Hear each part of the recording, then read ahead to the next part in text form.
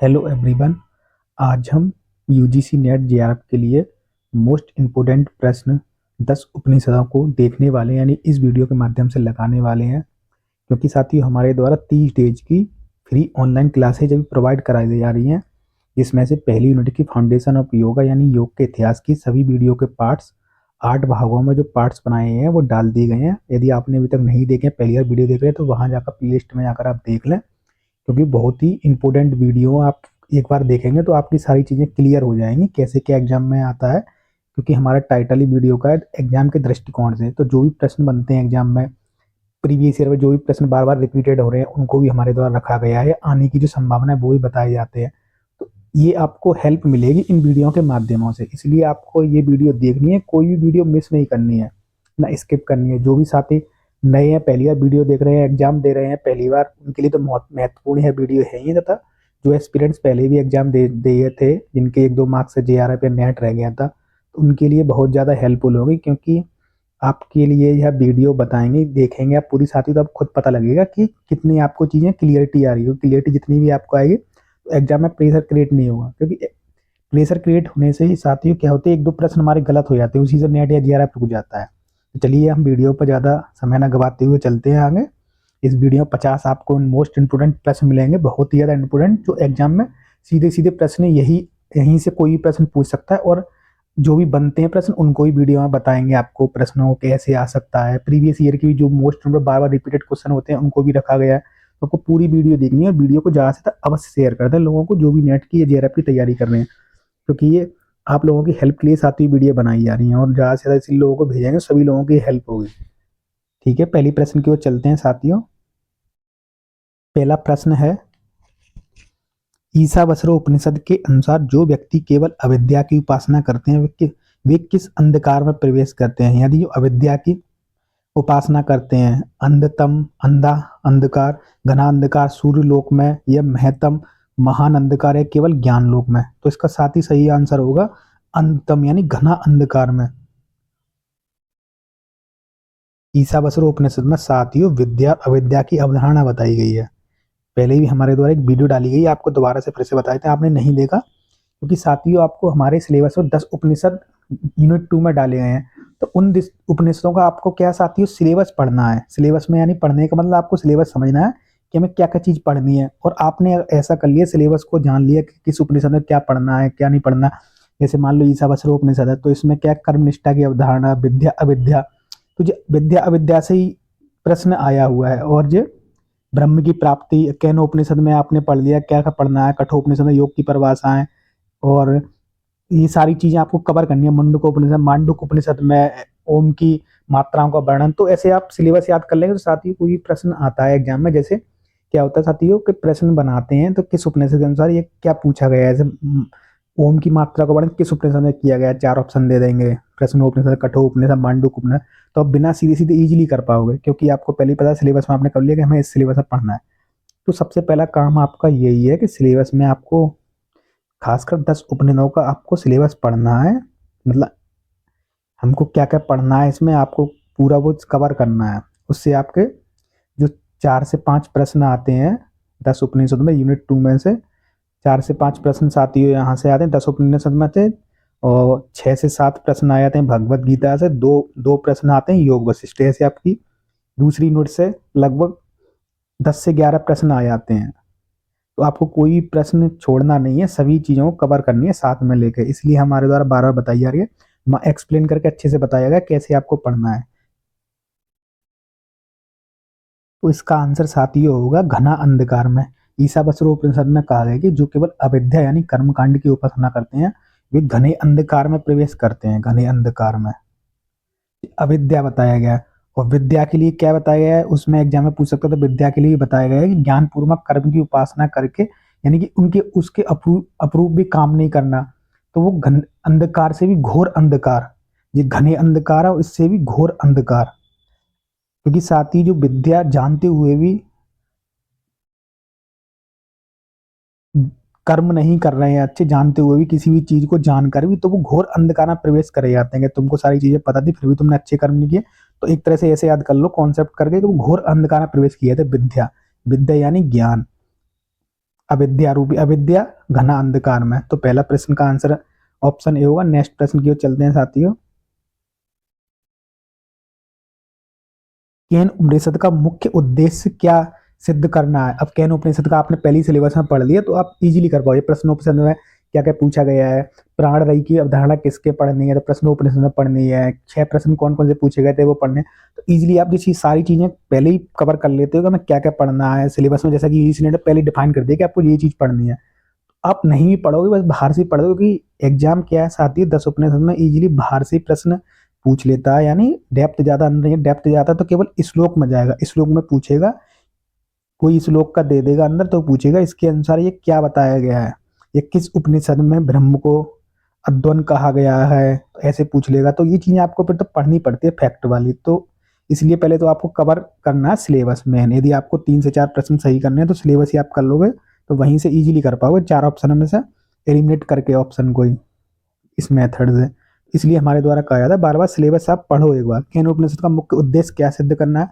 कर्म कांडों का महत्व, मन प्राण नेत्र आदि को शक्ति देना, देवताओं की सर्वोच्चता, चारा वेदों का अध्ययन करना। तो इसका आंसर बताया केन उपनिषद मुख्य उद्देश्य ये बताया है कि मन प्राण नेत्र आदि को शक्ति देने वाला कोई अंतस्थ तत्व है। ये केन उपनिषद सीधे सीधे बताया गया है। नेक्स्ट प्रश्न के चलते हैं। इसका आंसर ऑप्शन बी होगा। कठोपनिषद में यमराज और नचिकेता के किस विषय में 3 वर मांगे गए? अभी कठोपनिषद में ये पूछा नर और नचिकेता के बीच संवाद है। किस उपनिषद नर नचिकेता के बीच संवाद है? यही प्रश्न पूछ रहे तो आप कठोपनिषद आंसर देंगे। केन उपनिषद में क्या है? उषा हेमवती के बीच संवाद है। ब्रह्म की जानकारी में 3 देव गए थे, अग्निदेव इंद्रदेव और वायुदेव। तो उसकी कहानी का वर्णन केन उपनिषद में पूछ लेता है। हर बार प्रश्न आ ही जाता है, बहुत बार रिपीटेड प्रश्न अभी आगे भी आएगा तो आपको अच्छे समझाएंगे। तो आपको क्रम याद करने, क्रम तक पूछ लेता है। प्रथम देव कौन गए थे यमराज से मिलने के लिए ब्रह्म को जानने? द्वितीय देव कौन गए? तृतीय बार कौन गया था? इंद्र गए थे। तो कौन मिला था? ये सारी चीजें आपको पहले ही कवर हो जाती, तो कोई भी गलती होने की संभावना नहीं रहती है। कठोपनिषद नचिकेता यमराज नचिकेता दिए गए 3 वर में से देने को तैयार हैं। आत्मज्ञान, अग्नि विद्या, पिता की प्रसन्नता। यानी 3 वर कौन से थे? आत्मज्ञान, अग्नि विद्या, पिता की प्रसन्नता, दीर्घ धन संपत्ति, स्वर्गवास, चारों वेदों का ज्ञान, तपस्या वैराग्य, पुत्र पौत्र राज्य और मोक्ष। तो इसका आंसर होगा जो यमराज से 3 वर मांगे थे नचिकेता ने, वो आत्मज्ञान, अग्नि विद्या और पिता की प्रसन्नता ये मांगे थे। ये बहुत ही महत्वपूर्ण प्रश्न है, इसको आपको याद कर लेना है। 3 वर में से ऑप्शन में जाए दूसरा वर कौन सा मांगा था या तीसरा वर कौन सा मांगा था, तो ये आपको याद कर लेने हैं। ठीक है, नेक्स्ट प्रश्न की ओर चलते हैं साथियों। मुंडकोपनिषद सत्यमेव जयते किस संदर्भ में कहा है? सत्यमेव जयते, सत्य की ही जय है। यज्ञ और कर्मकांडों की सफलता के लिए, पराविद्या के फल के रूप में, या अपरा विद्या के फल के रूप में, सांसारिक जीवन में सफलता प्राप्त करने के लिए। तो ये पराविद्या में साथियों बताया सत्यमेव जयते। मुंडकोपनिषद का महावाक्य से याद कर लेना। मुंडकोपनिषद में पूछा गया, ये भी एक बार प्रश्न आ चुका है पहले, तो हो सकता है रिपीटेड नहीं हो जाए, तो इसलिए आप याद कर लो। सत्यमेव जयते किस उपनिषद बताया गया है? तो मुंडकोपनिषद में। अब सत्यमेव जयते के संदर्भ में क्या चीजें हैं? तो इसमें साथियों पराविद्या बताई गई है। यानी मुंडकोपनिषद का महावाक्य है जो पराविद्या यानी ब्रह्म ज्ञान की महत्ता और उसके परिणाम की ओर बताता है। ये सत्य को जानना, सत्यमेव जयते। नेक्स्ट प्रश्न की ओर चलते हैं साथियों। मांडुक उपनिषद के अनुसार आत्मा की चौथी अवस्था तुरीय का वर्णन क्या है? अब मांडुक अवस्था में ओम की 4 वर्णों के साथ 4 अवस्था बताई गई है, और उपनिषदों में 3 बताई हैं। उमा इसमें अर्धमात्रा बताई है, तो इसके साथ 4 अवस्थाएं बताई हैं। तो इसकी चौथी अवस्था तुरीय है। ये भी आप कह रहे हैं कितनी अवस्थाएं बताई गई? तो चौथी अवस्था के बारे में यहाँ पे पूछा गया है। तो सपनापान अवस्था में तेजस का अनुभव होता है, न अंत प्रज्ञ, न भय प्रज्ञ, न वह प्रज्ञ, न प्रज्ञान घनम। जागृत अवस्था में विश्व का अनुभव होता है, या गहरी निद्रा में आनंद का अनुभव होता है?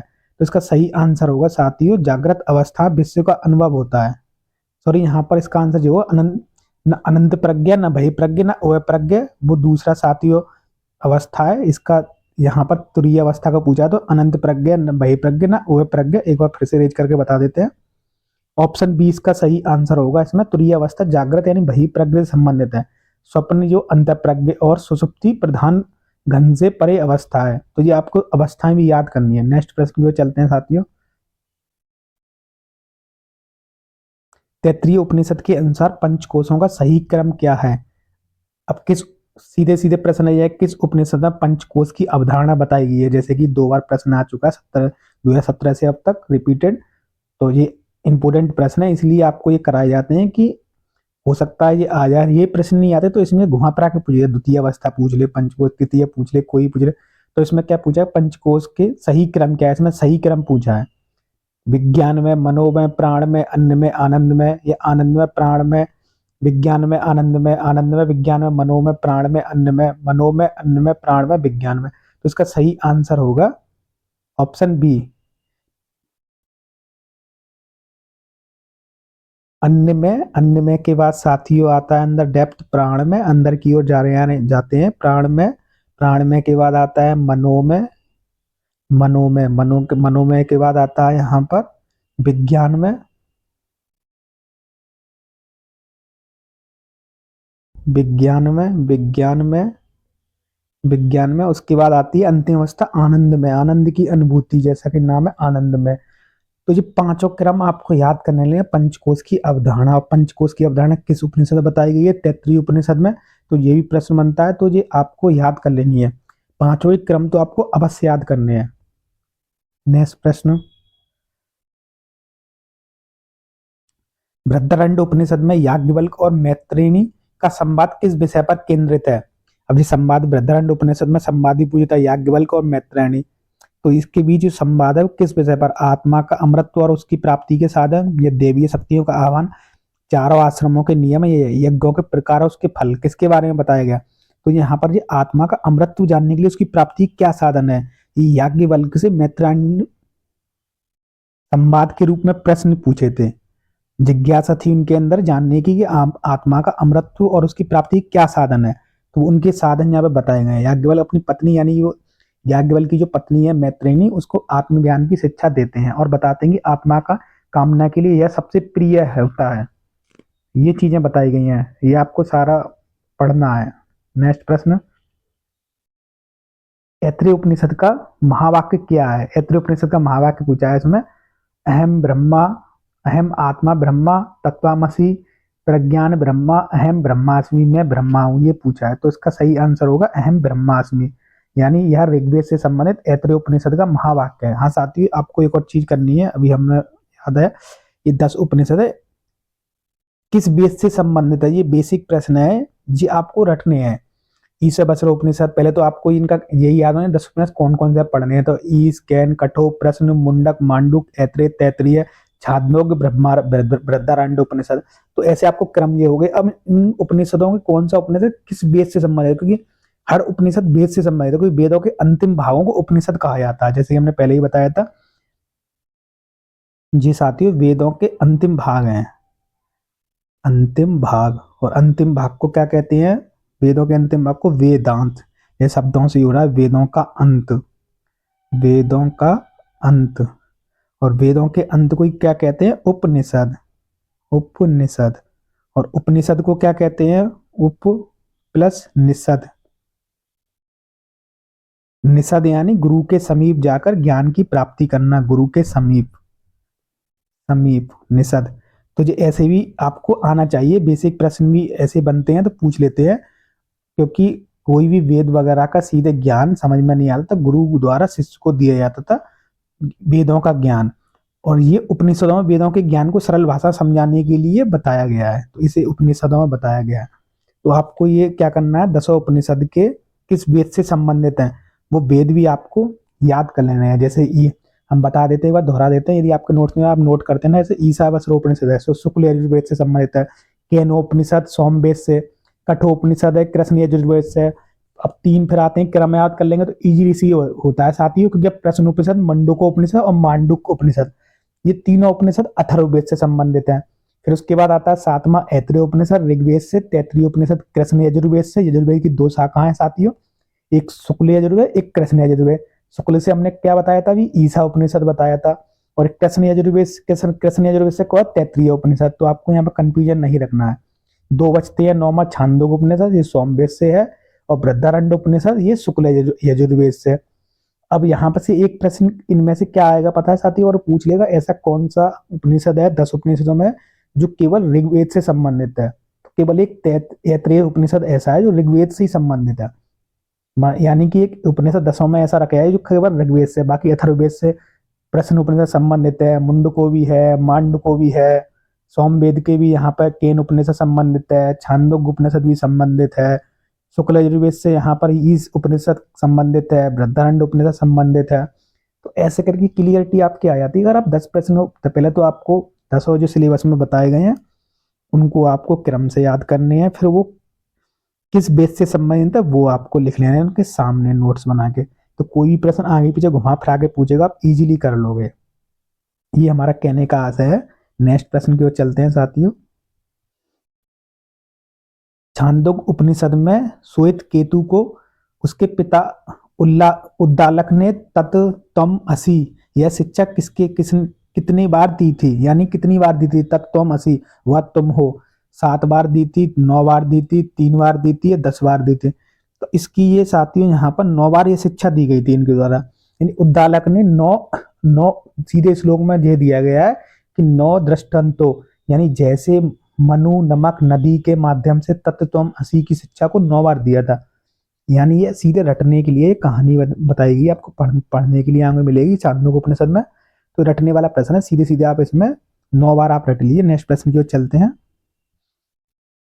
समझने का उसमें ज्यादा भेद नहीं है। प्रश्न उपनिषद में षोड़ सकला पुरुष, यानी 16 कलाओं वाले पुरुष, अब किस उपनिषद में पुरुष को 16 कलाओं वाला बताया गया है, ये प्रश्न भी इंपोर्टेंट है।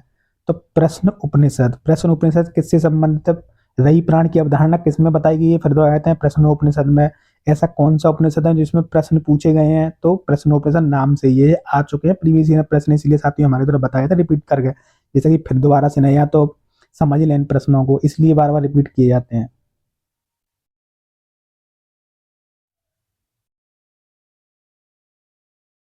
इसका आंसर हुआ साथियों मृत्यु को पार करके अमरता की प्राप्ति करना, क्योंकि दोनों को जब करेंगे विद्या और अविद्या को, संभूति और असंभूति को, तब मृत्यु को पार करते हुए अमरता की प्राप्ति होती है। ऐसा इसलिए इसका सीधा सीधा आंसर ऑप्शन सी होगा। नेक्स्ट प्रश्न पे चलते हैं। केन उपनिषद में यक्ष आख्यान देवताओं के अभिमान भंजन की कहानी में अग्नि वायु और इंद्र से किसने सबसे पहले ब्रह्म को जाना। अभी जैसा कि हमने बताया था यहाँ प्रश्न भी आ गया साथियों, रिपीटेड प्रश्न होते रहते हैं। वायु ने जाना, उमा ने जाना, अग्नि ने जाना या इंद्र ने जाना। ये बहुत ही महत्वपूर्ण प्रश्न है साथियों, हो सकता है आप गलत भी कर दें, इसलिए आपको अच्छे से प्रश्न पढ़ना है। अगर आपने ये प्रश्न कर दिया तो जेआरएफ की दृष्टिकोण से भी महत्वपूर्ण है, क्योंकि जेआरएफ में क्या थोड़ा हार्ड यही चीज हमारी कवर देखी जाती है, जल्दबाजी ना कर हार्ड बढ़ा के प्रश्न, क्योंकि हम जल्दबाजी करेंगे तो इसमें हम साथियों आंसर क्या देंगे, अग्नि दे देंगे, जबकि गलत होगा। क्योंकि इसमें क्या पूछा गया आंसर में, केन उपनिषद में यक्ष आख्यान में अग्नि वायु इंद्र में से किसने सबसे पहले ब्रह्म को जाना। तो दोनों थे साथियों, अग्निदेव वायुदेव ब्रह्म को जान ही नहीं पाए। जान कौन पाया, उमा हेमवती यहाँ मिली थी, ब्रह्म अंतर ध्यान हो गए तो उमा हेमवती ने यक्ष के बारे में बताया कि वो ब्रह्म ही थे जो थे। तो ऐसे करके सबसे पहले इंद्र ने जाना था, तो इसका आंसर इंद्र होगा, क्योंकि वे ब्रह्म के समीप सबसे पहले पहुंचे थे। तो इसका आंसर आपको ऐसा नहीं करना, यहाँ पे क्रम पूछा है कि पहले कौन जानने के लिए गए, अगर पहले आएगा तो अग्नि गए थे, फिर वायु गए थे दूसरे पे, और तीसरे पे सबसे अंतिम में इंद्र गए थे। इंद्र को वहां मिले नहीं थे यक्ष, यक्ष जो ब्रह्म के रूप थे बदल कर आए थे अपनी यक्ष रूप में, और वहां नहीं मिले थे, तो वहां उमावती मिलती। उमावती ने किसको ज्ञान दिया था, इंद्र को बताया था कि वो ब्रह्म ही थे, तुम ब्रह्म के कारण विजित हुए थे, यानी देवताओं में और असुरों में, देवता असुरों में जो संग्राम युद्ध हुआ था तो उसमें देवताओं को अभिमान हो गया था युद्ध हम जीते हैं, और वो युद्ध जीते थे ब्रह्म के कारण। तो उसी अभिमान को तोड़ने के लिए ब्रह्म ने यहाँ पर यक्ष का रूप धारण किया था, उनका अभिमान को खत्म करने के, देवताओं का। तो पूरी कहानी बताई गई है केन उपनिषद में। सीधे सीधे प्रश्न भी आता है कि किस उपनिषद में बताया गया, किस उपनिषद में यक्ष की कहानी का वर्णन मिलता है, ब्रह्म यक्ष की कहानी का या देवताओं के अभिमान का। तो सीधे सीधे केन उपनिषद में बताया गया है। और कठोपनिषद में यम नचिकेता संवाद, तो ये भी इंपॉर्टेंट है इन दोनों दृष्टिकोण से, केन उपनिषद और कठोपनिषद, तो इनमें दोनों कहानियां आपको पढ़नी पड़ेंगी।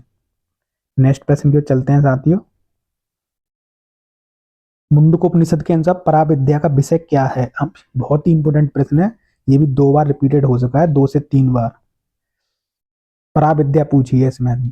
परा और अपराविद्या मुंडकोपनिषद बताई गई है। किस उपनिषद में परा अपराविद्या का वर्णन किया गया? तो मुंडकोपनिषद में। तो यहाँ पर पूछा गया है यज्ञों का विधि विधान, शिक्षा, कल्प, व्याकरण, निरुक्त, छंद, ज्योति, ऋग्वेद, यजुर्वेद, सोमवेद, अथर्ववेद, अक्षर ब्रह्म। तो यहाँ पर इसका आंसर अक्षर ब्रह्म होगा। पराविद्या में अक्षर ब्रह्म को रखा गया है। यहाँ पर लिख देते हैं, 1 मिनट। ये साथ ही बहुत ही ज्यादा इंपॉर्टेंट प्रश्न है, बहुत हो सकता है इस बार आ भी जाए, क्योंकि हमें लग रहा है रिपीटेड ही हुआ नहीं है, तो कभी ये बार रिपीटेड साथ ही हो ही जाते हैं प्रश्न। ये अपराविद्या भी पढ़नी है आपको, और पराविद्या। पराविद्या अब क्या क्या बताया पराविद्या में इसके अंदर? तो यहाँ पर प्रश्न है पराविद्या में क्या? पराविद्या में केवल अक्षर ब्रह्म है, यानी उस ब्रह्म को जानना अक्षर ब्रह्म बताया गया। और अपराविद्या में क्या बताया गया? यानी इस उपाय बताएंगे, इस उपायों से उस पराविद्या को जानो, अक्षर ब्रह्म को। तो इसमें क्या बताए हैं? ऋग्वेद, यजुर्वेद, सोमवेद, 4 वेद बताए गए हैं। 4 वेद के बाद 6 वेदांग जो बचते हैं, वेद वगैरह, 18 कर्म, ब्रह्म, ऐसे करके पहला प्रश्न आ चुका है प्रीवियस ईयर में। अपराविद्या के अंतर्गत निम्न में से किसको रखा गया है? तो ऑप्शन थे 4 वेद, और भी 3 ऑप्शन थे, तो ऐसे करके 4 वेद सही था। तो पराविद्या का ही पूछ लेता है और अपराविद्या का ही पूछ लेता है। पहले अपराविद्या का आया था, पराविद्या का इस बार आ सकता है। या दोनों इन विद्याओं का किस उपनिषद में वर्णन किया है? तो मुंडको उपनिषद में किया है। बहुत ही ज्यादा इंपोर्टेंट प्रश्न है ये। नेक्स्ट प्रश्न की चलते हैं। छांदोग्य उपनिषद वर्णित मधु विद्या किससे संबंधित है? मधु विद्या का सीधे पूछा है, सूर्य, आकाश, पृथ्वी से, उद्दालक और श्वेत केतु के संवाद से, शारीरिक स्वास्थ्य के लिए, शहद का उपयोग, केवल यज्ञों में शहद का उपयोग। तो ये भी नहीं होगा, शहद से संबंधित कोई भी नहीं है यहाँ पर। सूर्य, आकाश और पृथ्वी के माध्यम से ब्रह्म की उपासना, ये इसका सीधा सीधा आंसर बताया गया। यानी मधु विद्या में सूर्य को मधु, यानी मधु तो शहद को ही बोलते हैं, तो और वेदों को, अन्य तत्वों को उनके विभिन्न भागों, रसों में माना गया जो ब्रह्म की उपासना करते थे। ऐसा यहाँ इस श्लोक में सीधे सीधे बताया गया है कि जो ब्रह्म की उपासना करते थे मधु विद्या से, यानी सूर्य को मधु वेदों द्वारा जानना, तत्वों को ही। नेक्स्ट प्रश्न, बृहदारण्यक उपनिषद में नेति नेति, यह नहीं किस शिक्षा के स्वरूप में जानने की ये कही गई है? ब्रह्म को, जीव को, आत्मा को, अन्नमय कोश को। नीति नीति का अर्थ यहाँ पे यह नहीं का मतलब ब्रह्म को जानने की बात कही है, निर्गुण उपासना। ब्रह्म को मन, वाणी और इंद्रियों से परे बताकर उसमें उसका वर्णन नीति नीति के माध्यम से किया गया है। यह नहीं, इसका मतलब ये है, ब्रह्म को जानने की सीधी बात कही है ब्रह्म बृहदारण्यक उपनिषद में। याज्ञवल्क्य ऋषि और वहां पर उनकी पत्नियों के बीच संवाद है बृहदारण्यक उपनिषद में, ये भी आपको पढ़ना है। तो उसमें पूरा ज्ञान से संबंधित बताया गया है। तो ब्रह्म के बारे में यहाँ पर बताया गया है।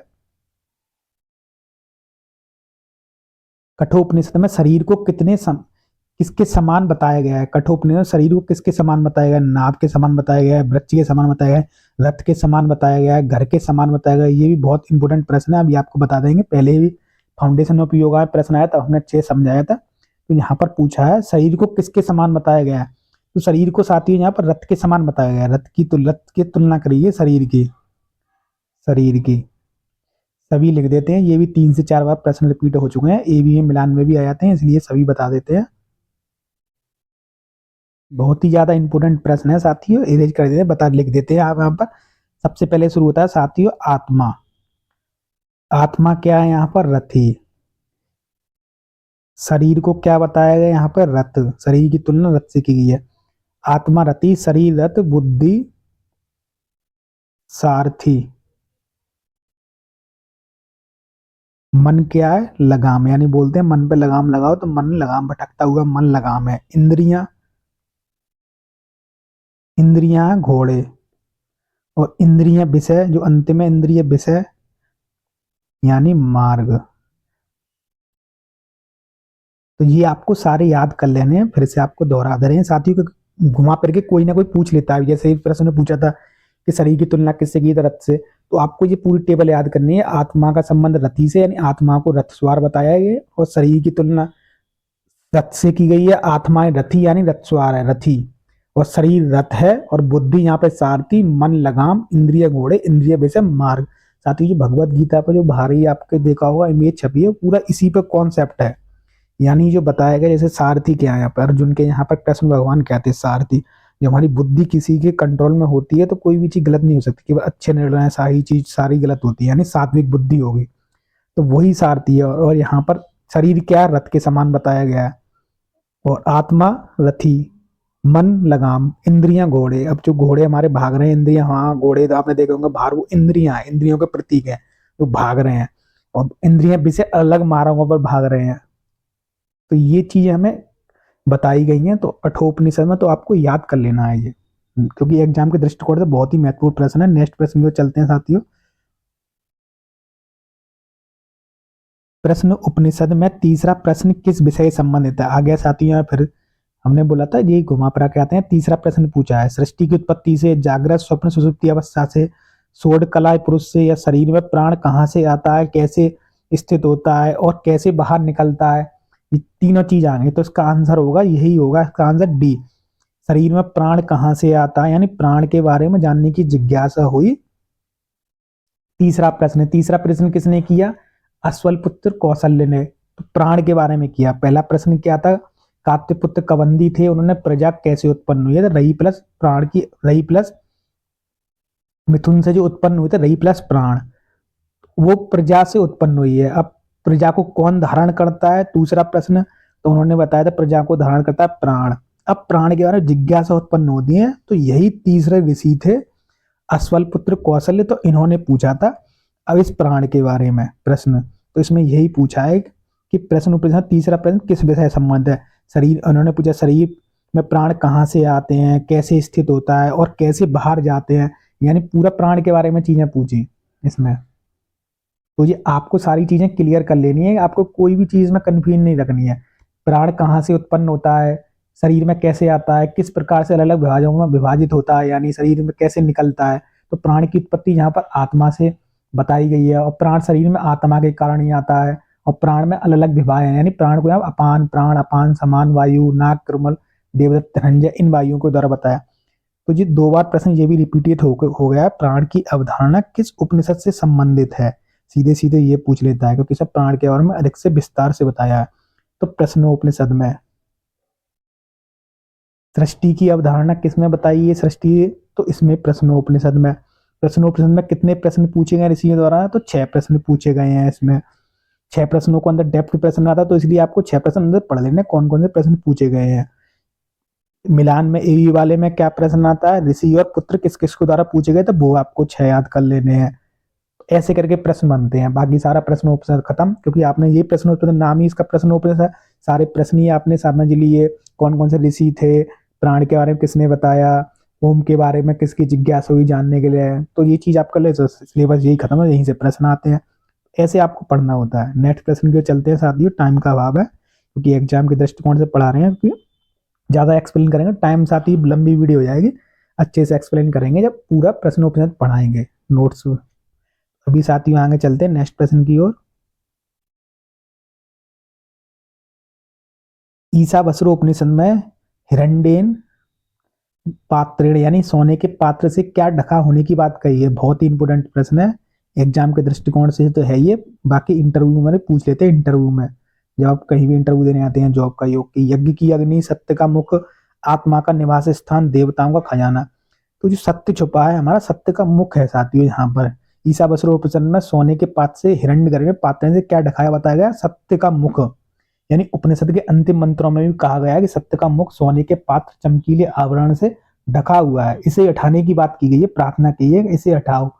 ब्रह्म से प्रार्थना ईश्वर से, हे ब्रह्म, इसे हटाओ, जो सत्य का पात्र ने आपने ढका हुआ सत्य को मुख से। ऐसे इसका आंसर सीधे सीधे ऑप्शन बी होगा। नेक्स्ट प्रश्न में चलते हैं। तैत्तिरीय उपनिषद में भृगु ने वरुण से पहले किस ज्ञान को, ब्रह्म को समझाया? अन्न को, विज्ञान को, इसमें क्रम है, क्रम आपको याद कर लेना है। प्राण को, आनंद को, तो इसका होगा अन्न को, भोजन को। नेक्स्ट प्रश्न, मांडुक उपनिषद के अनुसार प्राज्ञ आत्मा की कौन सी अवस्था है? ओम की 4 अवस्थाओं के बीच में ये चारों चीज बताई गई हैं, और भी क्या क्या वो आपको सभी पढ़ देनी है। भय प्रज्ञ, अंतर प्रज्ञ, प्रज्ञ, तो यही चीज ऑप्शन प्रश्न में आया है कि ये कौन सी अवस्था है, जागृत अवस्था है, प्रज्ञ के स्वप्न अवस्था है कि जागृत अवस्था है, तुरीय चौथी अवस्था है, सुसुप्ति अवस्था है। तो यहाँ पर प्राज्ञ अवस्था, सुसुप्त प्राज्ञ अवस्था, यहाँ पर सुसुप्ति बताइए, गहरी नींद। यानी मांडुक उपनिषद में आत्मा की 3 अवस्थाएं, जागृत अवस्था, स्वप्न अवस्था, सुसुप्ति अवस्था। तो ये तीनों अवस्थाओं में लिख देते हैं 1 मिनट, जो क्योंकि ये एग्जाम के दृष्टिकोण से इंपोर्टेंट प्रश्न हो सकता है। जागृत अवस्था और स्वप्न अवस्था और सुसुप्ति अवस्था, 3 अवस्थाएं बताई गई हैं। जो तीसरी अवस्था बताई गई है उसमें प्राज्ञ है। तो ये याद कर लेना है। ऐसे आपको नेक्स्ट प्रश्न, कठोपनिषद के अनुसार योग की परिभाषा क्या है? बहुत ही इंपोर्टेंट प्रश्न, ये भी 2 से 3 बार रिपीटेड हो चुका है, क्योंकि सिलेबस में सीधे सीधे कठोपनिषद में हमारे यही बताया कि योग की परिभाषा पढ़नी है आपको। तो योग की परिभाषा जो बताई गई है आपको पढ़नी है। तो इसमें योग की परिभाषा क्या बताई गई है? 4 ऑप्शन दिए गए, चित्त की वृत्तियों का निरोध होना, इंद्रियों का स्थिर धारण, श्वास का नियंत्रण, आत्मा का परमात्मा से विलीन। तो इसका आंसर होगा इंद्रियों का स्थिर धारणा, स्त्रीय इंद्रिय धारणाम। ये श्लोक में आया है सीधे सीधे कठोपनिषद में। नेक्स्ट प्रश्न अभी बताते हैं साथी एक्सप्लेन करके। कठोपनिषद को साथियों यहाँ पर क्या किया है, 2 अध्याय में बांटा गया है, पहला अध्याय और दूसरा अध्याय। अब इस दूसरे अध्याय में तीसरी बल्ली के अंतर्गत, यानी ये बल्लियों में बांटा गया है, 3-3 बल्लियों में। तो ये तीसरी बल्ली के अंतर्गत ही योग की परिभाषा बताई गई। ये योग की परिभाषा इतना डेप्थ इसलिए बता रहे हैं क्योंकि श्लोक भी लिख देता है, पूछ लेता है कि ये परिभाषा किस श्लोक के अंतर्गत बताई गई है, कौन सी बल्ली के अंतर्गत बताई गई है। 3 प्रश्न तो यही बनते हैं, या किस अध्याय में बताई गई है, तो इसलिए बता रहे हैं। ये 10वां श्लोक है साथियों, 11 श्लोक में यही योग की परिभाषा बताई गई है। फिर से आपको दोहरा देते हैं, कठोपनिषद को 2 अध्याय में बांटा गया, पहला अध्याय दूसरे अध्याय, दोनों अध्याय में 3-3 बल्ली है। अब योग की परिभाषा कहाँ आई है, तो दूसरे अध्याय के तृतीय बल्ली में 10वें और 11वें श्लोक में यहाँ योग की परिभाषा बताई है। इसलिए डेप्थ बता रहे हैं क्योंकि ये बहुत ही इंपोर्टेंट प्रश्न है, क्योंकि सीधे सिलेबस में ये लिखा है कि योग की परिभाषा कठोपनिषद के अनुसार। तो घुमा फिरा के कहीं भी प्रश्न बनाएगा तो बनाएगा जरूर वो, बनाता जरूर है, इसलिए आपको पढ़ना। अब इसमें क्या बताया गया योग की परिभाषा, तो स्थिराम इंद्रिय धारणाम। ये सीधे सीधे इन्होंने श्लोक बताया कि स्त्रीय इंद्रिय धारणा, यानी जब 5 ज्ञानेंद्रियां, यानी 5 ज्ञानेंद्रिय कान, त्वचा, आंख, जीभ, नाक, 5 ज्ञानेंद्रियों के मन के साथ स्थिर हो जाता है और बुद्धि की कोई चेष्टा नहीं होती। यानी ये 5 पंच ज्ञानेंद्रिय मन के साथ स्थिर होने की अवस्था बताई है, और कोई भी हमारी बुद्धि चेष्टा नहीं करती, तो वो ही योग है। यानी स्थिर धारणा, इंद्रिय धारणा में, यानी आपकी 5 ज्ञानेंद्रियां हैं वो स्थिर हो जाएं बुद्धि के साथ, तो वही यहाँ पर योग की परिभाषा बताई गई है। तो इसलिए बहुत ही एग्जाम के दृष्टिकोण से महत्वपूर्ण है, आपको याद कर लेनी है सीधे। ये चित्त की वृत्तियों का निरोध होना ही ये योग सूत्र में बताया गया है। ये उपनिषद में बताई है, उपनिषद में कौन सा, तो कठोपनिषद में बताई गई है। आत्मा का परमात्मा से विलय जो हठ योग के ग्रंथों में मिलती है, योग बीज वगैरह में, तो ये आपको कोई परिभाषा बताई है। तो ऐसे 3 परिभाषाएं हैं, तीनों को आपको एक्सप्लेन करें। नेक्स्ट प्रश्न की चलते हैं साथियों। ऐत्रेय उपनिषद में आत्मा के सृष्टि का क्रम सही क्या है? अब ऐत्रेय उपनिषद में आत्मा से सृष्टि क्रम बताया है, तो वो सृष्टि क्रम की उत्पत्ति कैसे हुई है, तो यहाँ क्रम पूछा है। तो ये आपको यहाँ सीधे सीधे बताना है कौन सा क्रम हो, यानी ब्रह्म सबसे पहले इंद्र, इंद्र से उमा, उमा से यक्ष, यक्ष से ब्रह्म, ये बताया ऑप्शन पहला। दूसरा ऑप्शन इनकी तरह बताया, अन्न से उत्पत्ति हुई, लोकपाल, लोकपाल से लोक उत्पन्न हुए, या पृथ्वी से। तीसरा ऑप्शन बताया पृथ्वी से जल की उत्पत्ति हुई, जल से अग्नि, अग्नि से वायु, वायु से आकाश की उत्पत्ति आई।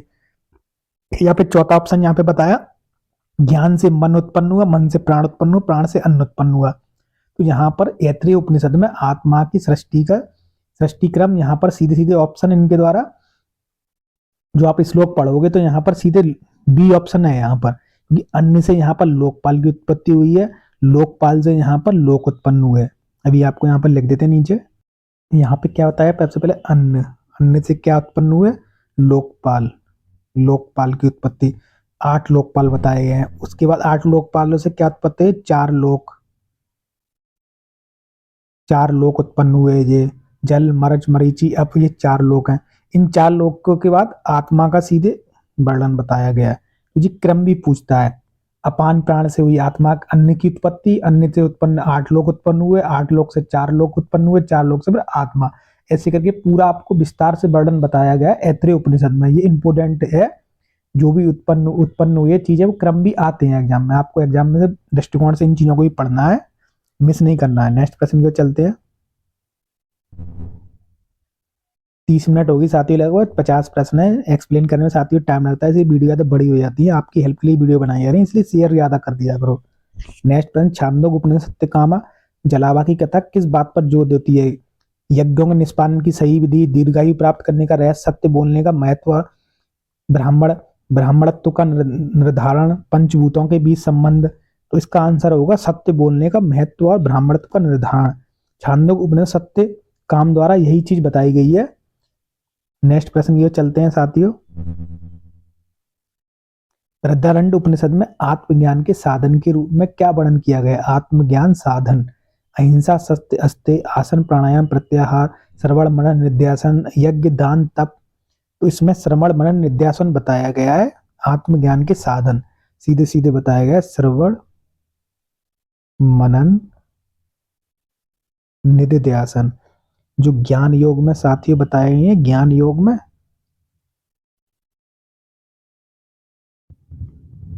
ज्ञान योग को पहले हमने पढ़ाया था, तो ज्ञान योग में क्या बताया था?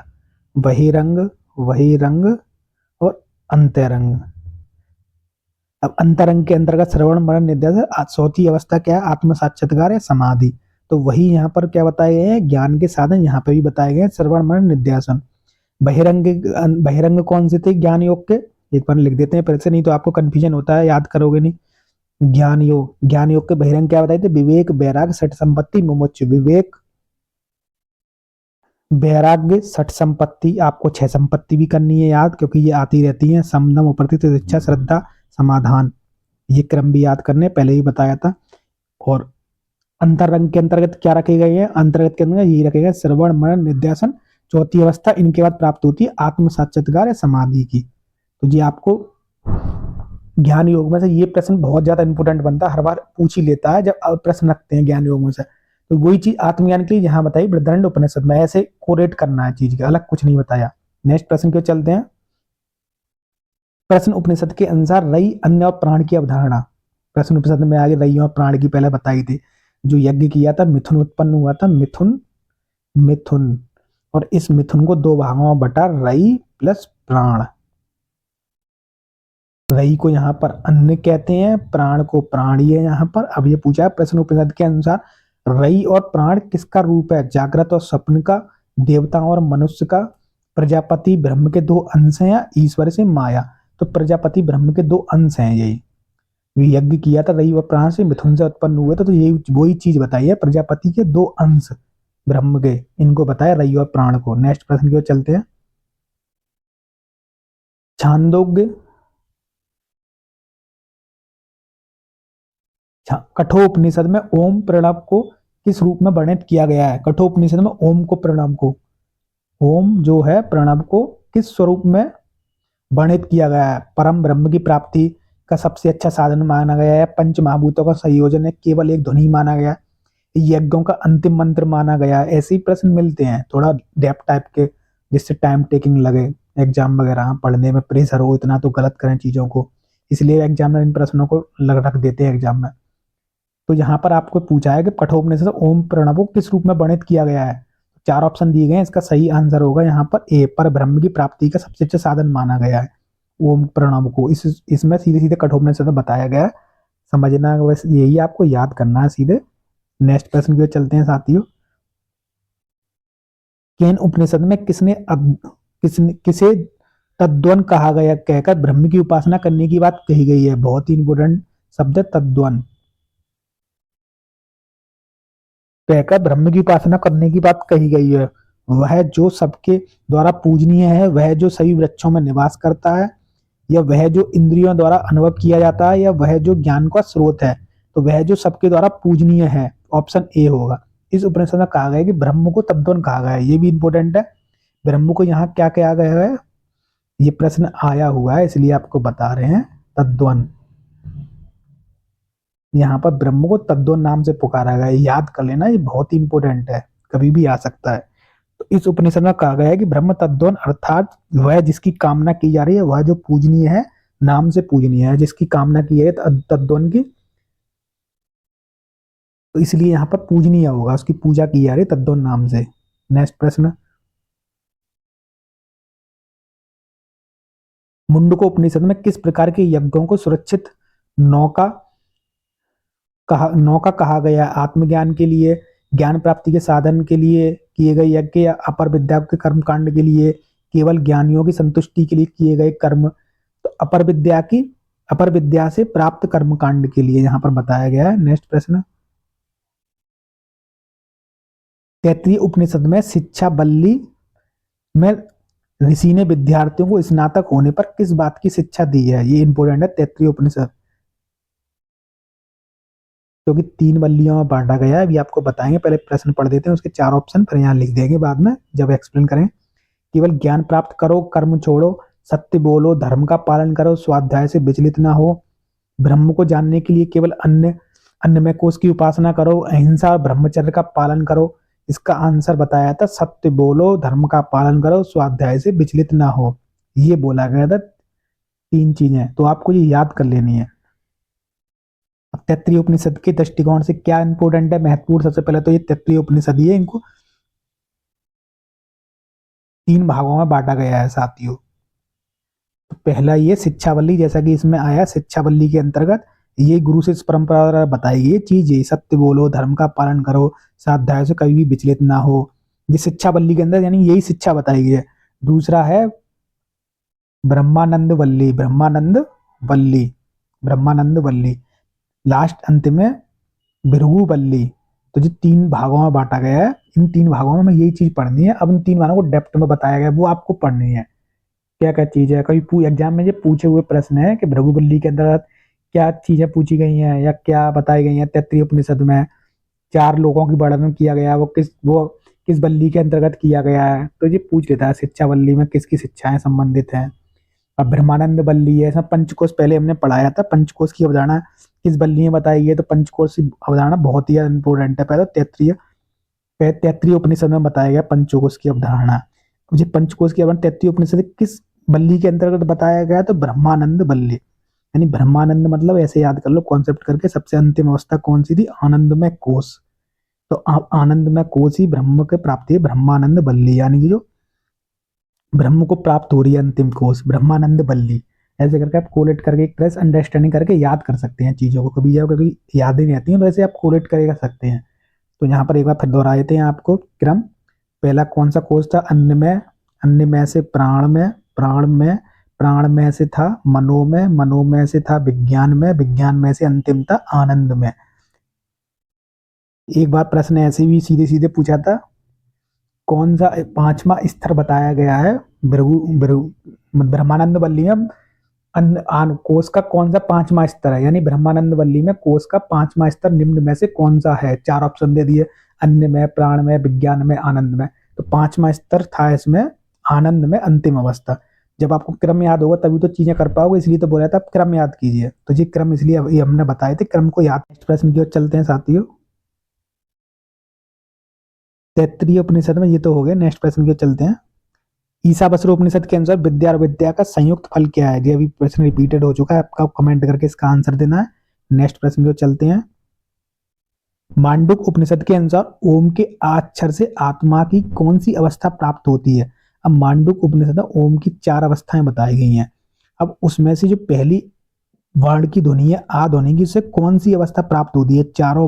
चारों ध्वनियों में 4 अवस्थाएं बताई गई हैं। पहली अवस्था इसमें पूछी है आ की कौन सी अवस्था प्राप्त होती है? तुरीय अवस्था, सुषुप्ति, स्वप्न अवस्था या जागृत अवस्था? जैसे पहली अवस्था ही बताया जागृत, तो इसका ऑप्शन होगा जागृत विश्व। ओम के अक्षर आ में आ से जागृत अवस्था प्राप्त होती है, और ऊ से स्वप्न अवस्था होती है, और माँ से होती सुषुप्ति अवस्था। यही प्रश्न है तो आपको लिख दे रहे हैं, आ, ऊ और माँ, ये 3 ध्वनियां हैं जागृत। नोट करते जाना आप साथियों, इसमें ऐसा नहीं है आप भी मेहनत कर रहे हैं और आप बस यहीं पढ़ के कुछ ना रिवीजन करें तो आप फिर आपके साथ टाइम भी बेकार होगा, हमारा भी बेकार जाएगा। जैसे कि हमारा उद्देश्य आपकी हेल्प हो, ऐसा नहीं है कि आप चीजें नोट ना करें। पहले प्रश्न आया था ये सुसुप्ति बारे में, प्राग्ञवस्था, तो ये याद कर लेना आपको, ठीक है। नेक्स्ट प्रश्न जो चलते हैं, इसलिए लिखी जाती है चीजें घुमा फिरा के पूछे तो भी आप प्रश्नों को कर पाओ हल। कठोपनिषद में यमराज ने नचिकेता को कौन सा दूसरा वरदान मांगा, इसमें दूसरा वरदान पूछिए। 3 वरदान आपको क्रम से याद करने हैं, तो इसमें दूसरा वरदान पूछा है। हजारों गाय दान करने के लिए बोला, मृत्यु के बाद आत्मा की यात्रा बोली है, ब्रह्म या प्रत्यक्ष ज्ञानी नचिकेता अग्नि पूछा।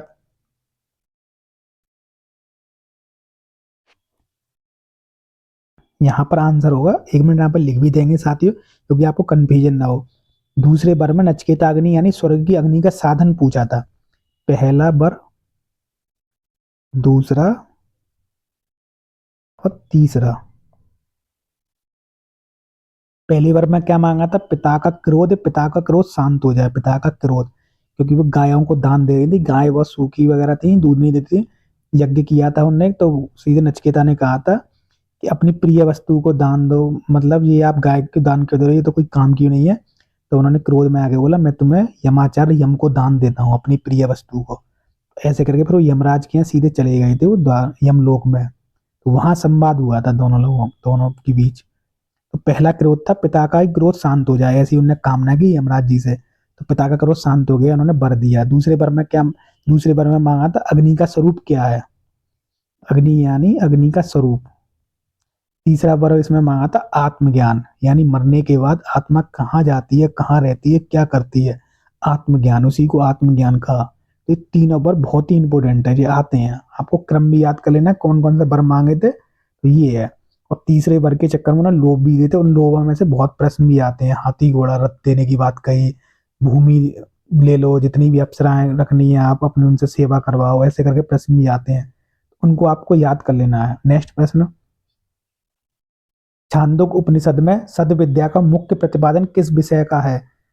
ब्रह्म इंद्रियों द्वारा अनुभव किया जा सकता है, सृष्टि से पहले केवल सत का अस्तित्व था, केवल तप से मोक्ष प्राप्त होना, सृष्टि की उत्पत्ति कर्मों से हुई। तो इसका आंसर होगा बी ऑप्शन, सृष्टि से पहले केवल सत की अस्तित्व था।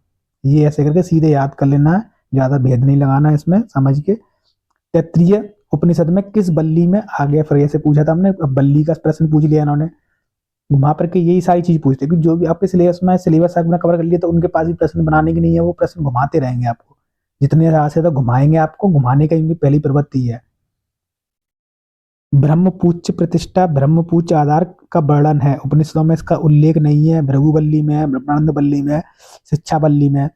तो ब्रह्मानंद बल्ली में इसकी बात कही गई है, पहले तो तीनों बल्ली को अपने पढ़ना है, फिर उसका डेप्थ में न जाना है किस बल्ली में क्या क्या चीज बताई, जैसे आप पढ़ लोगे तो आप सीधे सीधे आंसर कर देते हैं इसका। नेक्स्ट प्रश्न जो चलते हैं साथियों,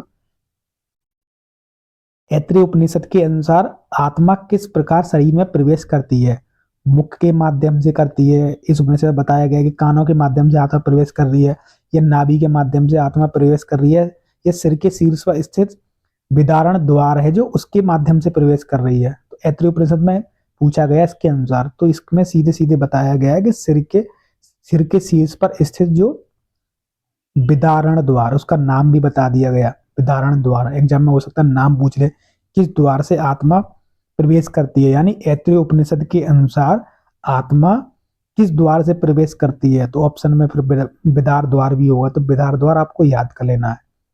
नेक्स्ट प्रश्न, बृहदारण्यक उपनिषद में अंतर्यामी ब्राह्मण किस विषय का वर्णन करता है, मृत्यु के बाद आत्मा की यात्रा, वह जो पृथ्वी है, जल है, अग्नि है आदि सभी तत्वों के भीतर रहकर उसे नियंत्रित करता है, या केवल यज्ञों का महत्व बताता है, या बाहरी कर्मों से प्राप्त होने वाला फल। तो इसमें आंसर सीधे बताया है कि इसका आंसर ऑप्शन बी होगा, वह जो पृथ्वी जल अग्नि आदि सभी तत्वों के भीतर रहकर भी उसे नियंत्रित कर रहा है। अंतर्यामी ब्राह्मण का ये चीज बताइए, अंतर्यामी ब्राह्मण ने उद्दालक अरुणी को यह शिक्षा दी थी, ठीक है। नेक्स्ट प्रश्न जो चलते हैं, डेप्थ भी थोड़ा इसलिए पढ़ा रहे हैं साथियों कि कभी वो डेप्थ प्रश्न भी हमको इजीली कर पाए। नेक्स्ट प्रश्न, प्रश्न उपनिषद में चौथा प्रश्न क्या पूछा गया था, चौथा प्रश्न पूछा गया किससे संबंधित है, चौथा प्रश्न पूछा किससे संबंधित है प्रश्न उपनिषद में, सृष्टि की उत्पत्ति के लिए, मनुष्य की 16 कलाओं के लिए, या शरीर में कौन सोता है, कौन जागता है, कौन सपने देखता है, ये चीज पूछी गई, या ओम की उपासना का फल पूछा गया।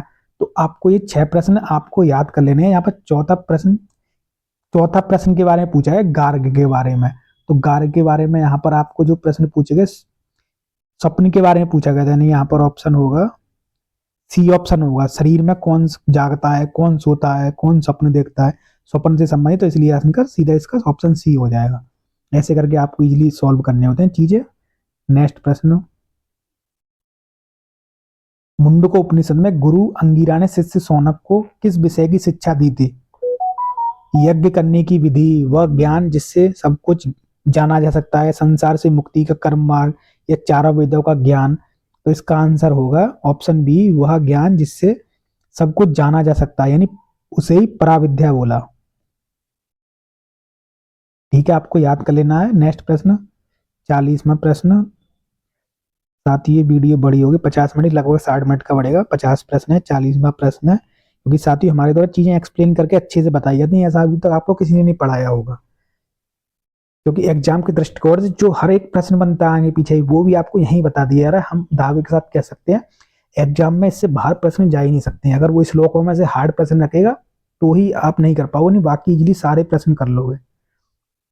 ईशावास्य उपनिषद का संबंध किस वेद से है? अभी हमने बताया 10 वेद हैं, सॉरी 10 उपनिषद हैं। इन 10 उपनिषदों में जो सिलेबस बताए गए हैं, उनको कौन से वेद से कौन सा उपनिषद संबंधित है वो आपको पढ़ना है। तो यही पूछा है, ईशावास्य उपनिषद ऋग्वेद से, सोमवेद से, अथर्ववेद से, या फिर यजुर्वेद से।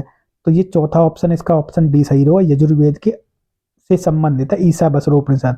इस उपनिषद में 18 मंत्र बताए गए। 18 मंत्रों में यह पूरा श्लोक खत्म कर दिया, पूरा उपनिषद खत्म कर दिया गया है। मांडुक्य उपनिषद सबसे छोटा उपनिषद है, इसमें 12 बताए गए हैं। मांडुक्य उपनिषद ओम की मात्रा को जो वर्णन था हमने बताया था, तो वो बताया गया मांडुक्य उपनिषद में।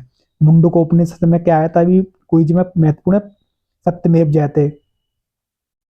तैत्तिरीय उपनिषद में क्या बताया, तैत्तिरीय उपनिषद में 3 बल्लियों में बांटा गया है, तो वो आपको चीजें पढ़नी है, ऐसे करके पढ़नी है। छंदोग्य प्रश्नोपनिषद में क्या थे, 6 प्रश्न पूछे थे, किस किस के बीच भी थे, कौन कौन से प्रश्न है, कौन से ऋषि हैं, 6 ऋषियों के नाम याद करने, ऐसी चीज आपको पढ़नी होती है। यही एग्जाम में ऐसे पूछे जाते हैं, बस बाहर से कोई भी चीज नहीं आती है, ना घबराना है आपको। जब वो आप पढ़ लोगे सारी चीजें, तो अपने आप ही चीजें सरल लगने लगती हैं।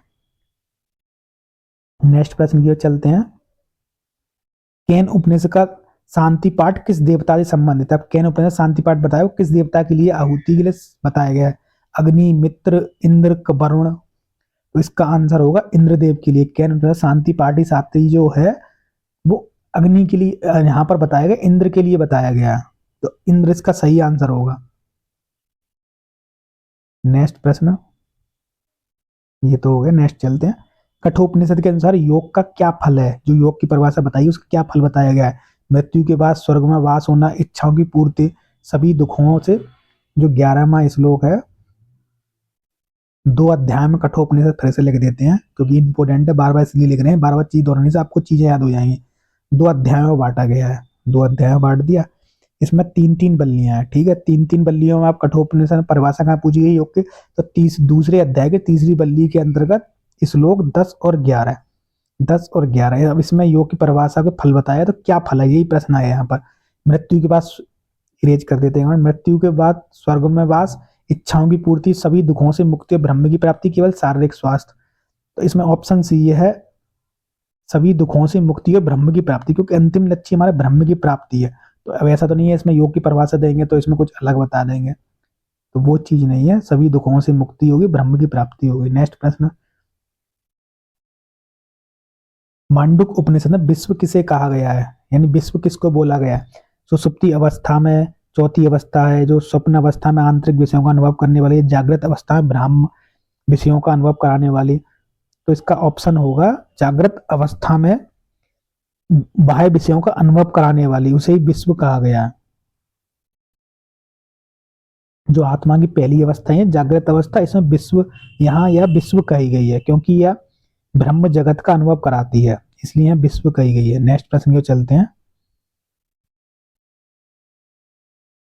छांदोग्य उपनिषद के अनुसार आत्मन के लिए एस माँ आत्मन या आत्मा मेरे हृदय में कहकर उसका आकार क्या बताया गया है? केवल प्रकाश का गोला, आकाश के समान समीप, अणु से भी छोटा है, पृथ्वी से बड़ा है, हथेली के आकार का है। तो इसमें अणु से भी छोटा है, पृथ्वी से भी बड़ा है, ये चीज कही गई सीधे इस श्लोक में आत्मा के लिए। या आत्मा मेरे हृदय में जो स्थित है वो अणु से भी अणु है और भेद से ही भेद है, मतलब पृथ्वी से ही बड़ा है, अणु से भी अणु आत्मा के बारे में बताया गया है इस श्लोक में। नेक्स्ट प्रश्न की ओर चलते हैं साथियों।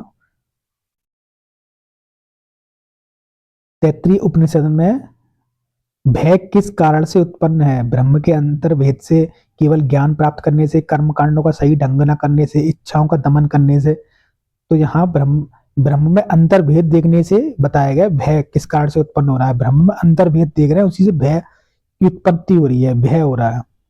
नेक्स्ट प्रश्न, मुंडको उपनिषद में प्राणो होस्य या सर्वभूतासी या प्राण ही है जो प्राणियों में प्रकाश होता है, किसके संदर्भ में कहा गया है? ये श्लोक किसके संदर्भ, जबकि यहाँ पर श्लोक भी रख दिया जा रहा है। तो ये ऐसे ही प्रश्न आते हैं और इसी टाइप की वीडियो भी इसलिए बनाई कि एग्जाम में सीधे ऐसे ही महत्वपूर्ण प्रश्न आपको मिलते हैं। ऑनलाइन एग्जाम होता है तो उसी आधार पर हमारी वीडियो बनाई जा रही है, जिससे क्या है साथियों, क्योंकि हमारी लर्निंग प्रोसेस देखकर सीखना भी होती है। तो हम जैसी चीज देख रहे हैं वैसे ही हमारी अंडरटेकिंग चीजें बनती जा रही हैं, हमारी अंडरस्टैंडिंग होती जा रही है। तो एग्जाम में जैसे ही प्रश्न आएंगे, ज्यादा पर 4 प्रश्न होते हैं, ऑनलाइन क्विज वहां पे भी होती है प्रश्न, तो उसी फॉर्मेट होंगे। तो आपको वो यहाँ जो चीजें पढ़ते जाएंगे तो वहां ज्यादा आपको कंफ्यूजन नहीं होगा। जो नए बच्चे होते हैं उनको बहुत हौच-पौच होती है, घबरा जाते हैं, वो नहीं घबराएंगे। जो वीडियो देखने का यही फायदा मिलेगा। इसमें 4 ऑप्शन बताए गए हैं, मन, ब्रह्म, अन्य, वायु, देवता। तो इसका आंसर होगा साथी ब्रह्म, परम सत्य है। यह प्राण ही है जो सभी प्राणियों में प्रकाश होता है। किसके संदर्भ में कहा गया? वो ब्रह्म के संदर्भ में कहा गया है कि जो प्राण है वो सभी प्राणियों में प्रकाशित होता है, वह ब्रह्म ही है जो प्रकाशित हो रहा है। नेक्स्ट प्रश्न, बृहदारण्यक उपनिषद में अमरत्व या अमरता का अर्थ क्या है? अमरत्व पहले भी आ चुका था, फिर दोबारा बताते हैं। स्वर्ग में चिरकाल तक रहना, दीर्घ आयु प्राप्त करना, अद्भुत शक्तियों का प्राप्त करना, कर्मों से मुक्ति और आत्मज्ञान की प्राप्ति। तो अमरता पहले आया था, ब्रह्म की प्राप्ति, तो वही आत्मज्ञान की प्राप्ति है। आत्मज्ञान की प्राप्ति में ब्रह्म की प्राप्ति होना। ऑप्शन डी होगा इसका सही। नेक्स्ट प्रश्न की चलते हैं। प्रश्न उपनिषद में किस प्रश्न के उत्तर में ऋषि ने ओम प्रणव की उपासना के फल का वर्णन किया है? छठा प्रश्न है प्रश्न उपनिषद में। फिर प्रश्न का आ गया, 6 प्रश्न पूछे थे, तो इसमें 5वां प्रश्न है, पहला प्रश्न है, तीसरा प्रश्न है। इसमें 5वें प्रश्न के अंतर्गत सत्यकामा ने पूछा था ये प्रणव के बारे में, ओम के बारे में। तो ये आपको याद करने ना, प्रणव यानी यहाँ पर ओम को प्रणव बोला गया है, इस मात्राओं के बारे में पूछा गया था यहाँ। तो वही चीज पूछी है, 5वां ऋषि थे ये प्रश्न पूछेगा सत्यकामा द्वारा। ठीक है, नेक्स्ट प्रश्न को चलते हैं। ऐत्रेय उपनिषद का संबंध किस वेद की शाखा से है? पहले हमने बता दिया था, शुरुआत में वीडियो बनाई थी, यही फिर से आपको दोहरा देते हैं, क्योंकि यही एक ऐत्रेय उपनिषद 10 उपनिषदों में ऐसा है, इस ओनली एक ही है जो ऋग्वेद से संबंधित है। शुक्ल यजुर्वेद अथर्ववेद अभी बता दिया, इसका ऋग्वेद आंसर होगा, याद कर लेना। 10 उपनिषद को आपको क्या करना है, कौन से वेद से संबंधित है वो याद करने हैं। ठीक है, नेक्स्ट प्रश्न, ईशावास्योपनिषद के किस मंत्र में यह शिक्षा दी गई है कि त्याग पूर्वक भोग करो? ये पहला श्लोक, option B, option C, option D. तो इसमें से बताना है कि त्याग पूर्वक भोग करो। ये ईशावास्योपनिषद में 18 मंत्र बताए गए हैं, श्लोक यानी, तो उसमें कौन से में वर्णन किया गया है ईशावास्योपनिषद में? तो इसका आंसर होगा पहला। साथ ही ईशावास्योपनिषद का ये पहला मंत्र है, जिसका अर्थ है इस जगत में जो कुछ भी है वह सब ईश्वर से व्याप्त है, इसीलिए त्याग पूर्वक उसको भोग करो और किसी के धन की इच्छा मत करो। यानी त्याग पूर्वक भोग करना है, आपका भोग भी करना है तो वो त्याग पूर्वक करना है। यहाँ पर इस बात को बहुत ज्यादा गौर किया कि जो भी तुम भोग कर रहे हो वो त्याग पूर्वक करना, किसी के धन की इच्छा मत करो, ये बताया गया है ईशावास्योपनिषद में। तो ये सारे प्रश्न आज खत्म होते हैं। 50 प्रश्न की हमने मोस्ट इंपोर्टेंट जो प्रश्न किए हैं एग्जाम के दृष्टिकोण से, बहुत ही ज्यादा इंपॉर्टेंट है। और जैसे जैसे जो प्रश्न इसमें आए थे, तो आगे पीछे भी जो भी प्रश्न बनते हैं वो सारे हमने कवर करके आपको बताए हैं।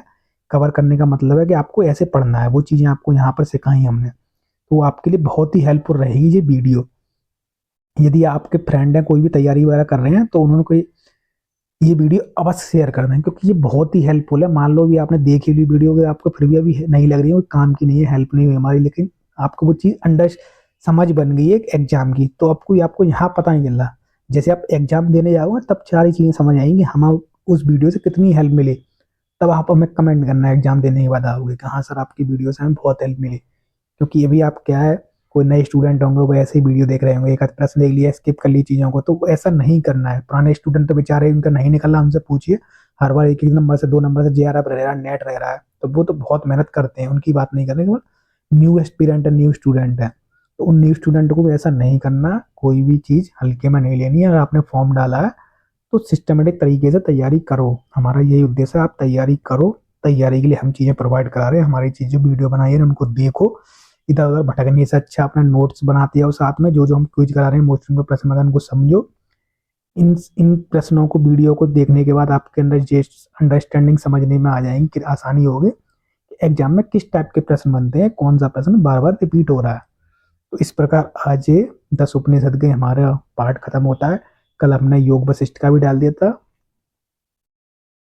यूनिट 2 में क्या रखे गए हैं, 10 उपनिषद, गीता और योग वशिष्ठ। तो 10 उपनिषद की आज वीडियो डाल दी गई है हमारे द्वारा, योग वशिष्ठ की भी डाल दी गई थी कल। अब बचती है अंतिम वीडियो यूनिट 2 की, भगवत गीता। तो हम कल बहुत ही इंपोर्टेंट वीडियो ला रहे हैं भगवत गीता, क्योंकि इससे 5 से 6 प्रश्न बनते हैं, तो आपको ये भगवत गीता की मिस नहीं करनी वीडियो। और फाउंडेशन ऑफ योगा, योग का इतिहास, जो पहली यूनिट है, यूनिट पहली के 8 पार्ट डाले हैं हमारे द्वारा, 8 वीडियो डाली गई हैं। उन 8 वीडियो सब चीज कवर की गई हैं, यानी जैन मत बौद्ध मत में योग क्या बताया गया, ज्ञान योग, भक्ति योग, कर्म योग, और आधुनिक काल के कवि विवेकानंद स्वामी, ये सारी चीजें कैसे कैसे पूछता है एग्जाम में, वो सारी चीज कवर की गई हैं। तो आपको वो चीज छोड़नी नहीं है, योग की परिभाषाएं क्या है वो एक अलग वीडियो बना दी गई हैं। तो ऐसी 30 डेज में हम आपको सारी चीज कवर करा देंगे, ये हमारा वादा है, हम एग्जाम से पहले सब चीज करा देंगे आपको। बस आपको सिस्टमेटिक तरीके से पढ़ना जरूर है, बीच में से कोई वीडियो ऐसी नहीं देखनी है कि कभी ये देख ली कभी वो देख ली। ठीक है, फिर थैंक्स फॉर वॉचिंग। इस वीडियो को ज़्यादा से ज़्यादा शेयर करें। धन्यवाद।